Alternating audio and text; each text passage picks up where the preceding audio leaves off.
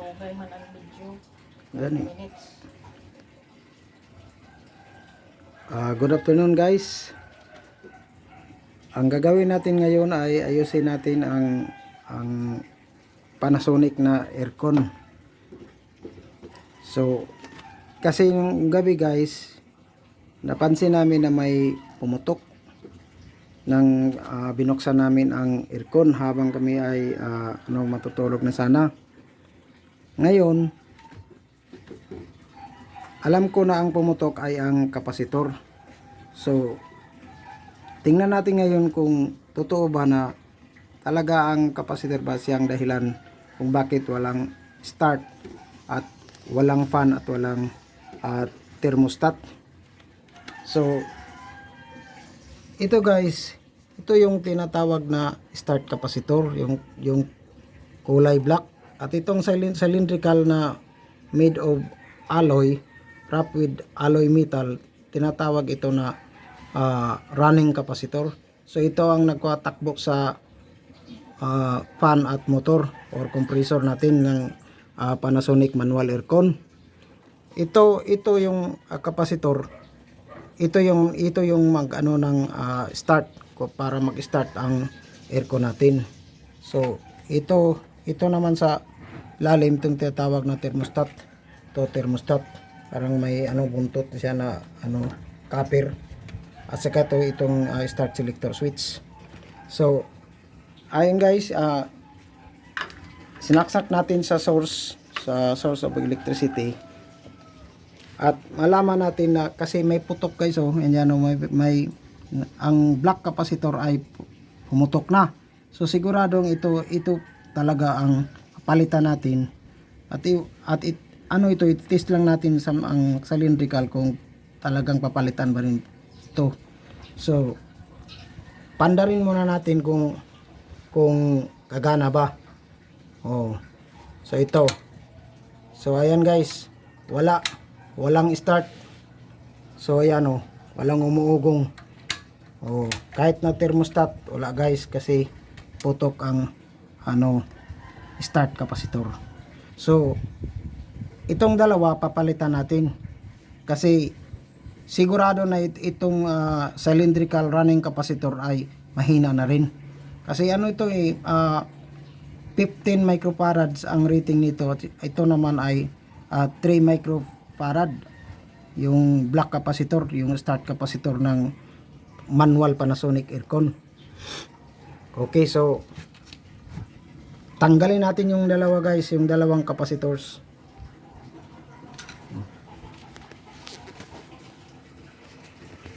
Okay, so unahin natin itong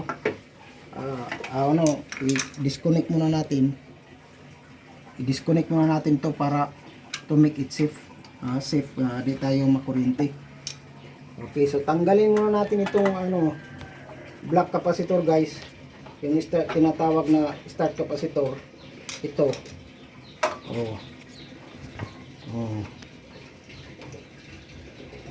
Ayan. Tapos disconnect natin lahat ito. At kailangan tandaan nyo guys kung saan nakakonek yung dalawa, yung kulay asul, blue na mga wires, at saka yung dalawa dito, at saka yung pula dito naman. So ito guys, ito na yung tinatawag natin na black capacitor, yung tinatawag na start capacitor ng aircon, 0.6 horsepower na manual Panasonic aircon. So tingnan nyo guys, ayan focus natin, may putok na yan ang dahilan. So kaya walang start kahit na yung natin fan at saka yung motor natin hindi gumagana, hindi umandar kasi pumutok yung start capacitor. So nalaman natin ito guys, nalaman natin may mga tatlong terminals dito. Dito yung naka-connect yung dalawa, yung kulay asul na mga wires, dito naman yung pula, tandaan nyo. So ito pala guys ay may 3 microfarad. So kung magbili kayo guys ng kapasitor tulad nito, kailangan magkapareho sila ng specs para walang problema guys. Okay, so ito. So ang isusunod natin pagtanggal guys ay yung tinatawag na cylindrical capacitor, yung running capacitor, nagpatakbo ng fan at saka ah, compressor ng ano natin, aircon.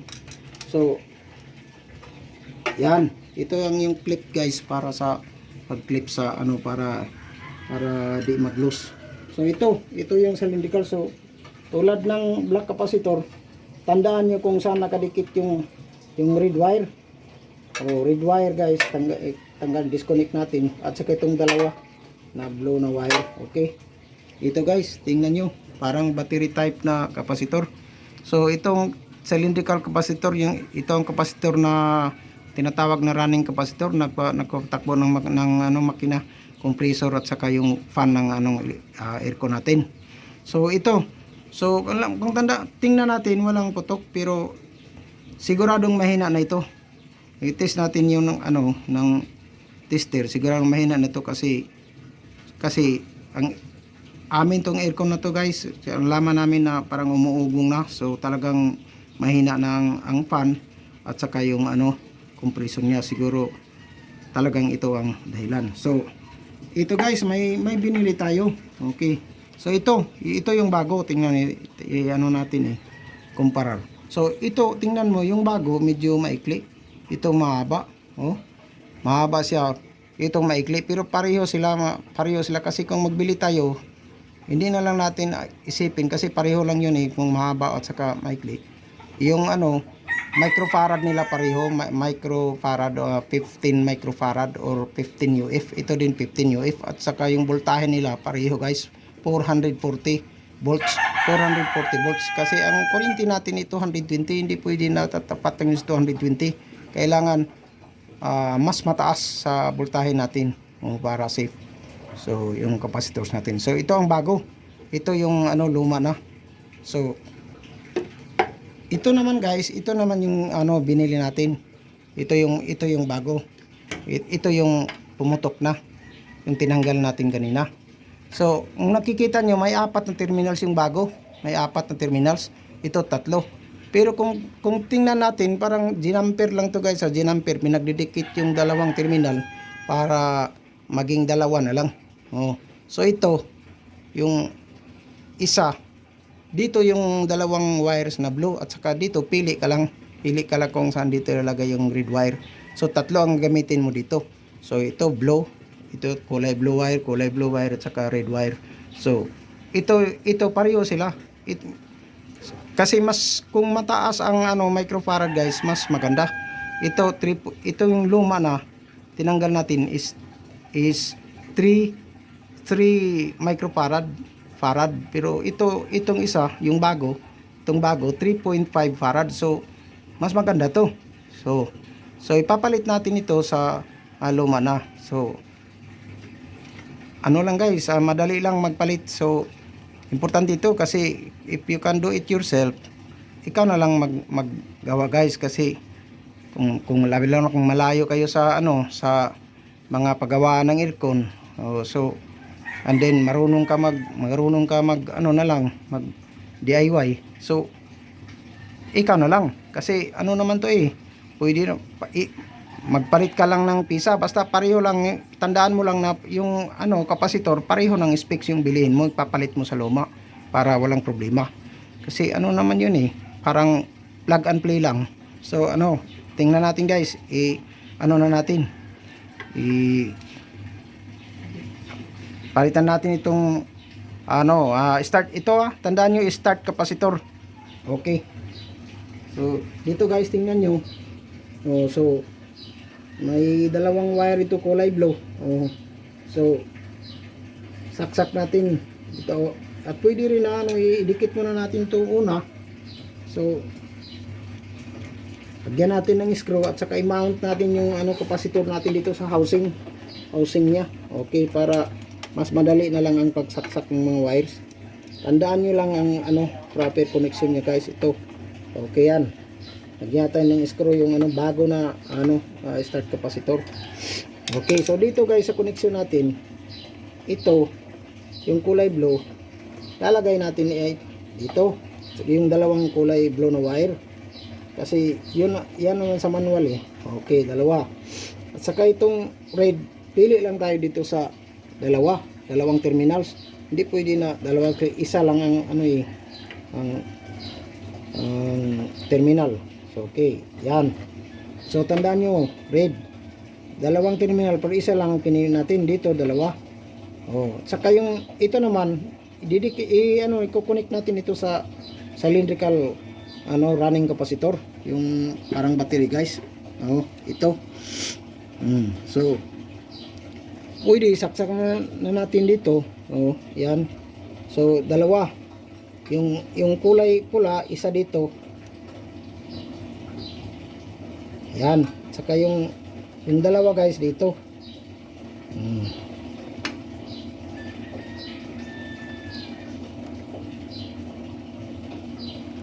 Yan. Oh, tapos ano na? Natin i-mount natin yung kanyang clip, metal clip guys. Ito. So yan, lock natin. Yan. Tapos yung screw. May butas dito guys sa left side. So medyo mataba lang ito guys, maikli pero mataba. Pero pwede naman kasi may screw naman, mahaba naman yung screw. Kakapit naman eh. Ito yan. So yan, wag mong masyadong higpitan. Basta lang na hindi malog. Okay na yan. Yan, hindi na malog. Okay guys. So yan, nakikita natin yung connection natin, dalawa, yung red wire dito at saka yung kulay blue na from the source of dito guys sa ating plug niya. Dito natin nilagay dalawa. Ito naka-series to eh. Yung dalawang wire na connected din sa start capacitor, connected dito sa cylindrical running capacitor. Okay, yan na guys. At yung natin guys, outlet, kasi tingnan natin outlet eh, dalawa. So kailangan yung sa aircon tatlo eh, may ground. So kailangan natin ng adapter. Ito, adapter. So bago tayong magsaksak guys, kailangan nakapatay ng ref natin. Lahat ng mga appliances sa bahay kailangan naka-off muna kasi wala tayo sa outlet ng aircon eh. Dito tayo sa labas. So kailangan, para walang problema guys, patayin muna lahat at tanggalin, nakasaksak lahat para masulo ng aircon yung voltahe. Okay, saksak natin guys. Yan. So andarin natin guys. So malaman natin kasi ugong yung aircon pag okay na. So yan guys. Ayan guys. Narinig nyo? Malakas yung fan guys. Fan. So after 5 minutes, kasi yung aircon after 5 minutes bago tayo niya local natin, at saka yung bago panda rin yung thermostat. Okay, yan tingnan. So yan ang problema guys. So pwede pa rin natin gawin DIY lang. So basta tandaan nyo lang na kung magbili kayo ng capacitors, yung dalawang capacitors natin, so kailangan pareho ng specs para walang problema. Okay. So tapos pag yan guys, na natin local yan umaandar na guys. Tapos lagyan natin ng thermostat para mas malamig na. Thermostat. Yan. So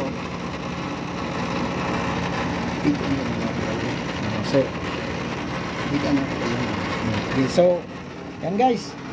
Okay ba guys? Okay ba? Tingnan malamig na ito. So gumagana ng aircon natin.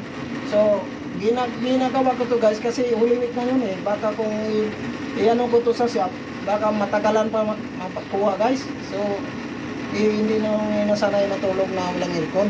So sana nakatulong ko sa inyo, at saka pakilike na lang guys sa video ko. Okay, thank you very much.